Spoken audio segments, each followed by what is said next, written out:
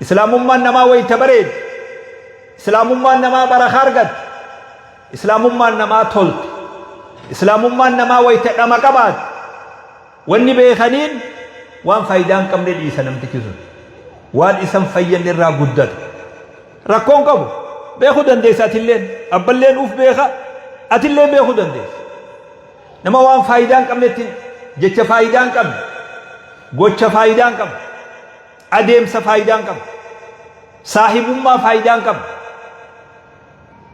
kanarraa namtichi wayita qulqullaa'u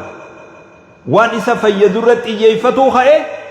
islaamummaan nama kanaa wayyooyte jechuu nama agarsiisa namtichi kun islaamummaan isaa dhama godhatte ruuhii godhatte jechuu nama agarsiisa wa'ala did faallan kanaa immoo hogganamni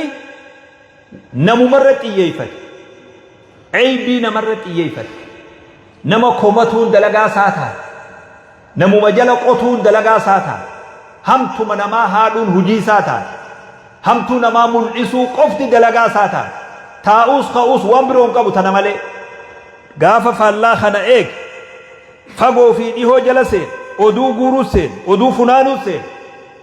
jabeenyi isaa laafaa rabbi subhaanahu wa ta'ala barakaa si ta'isaa kun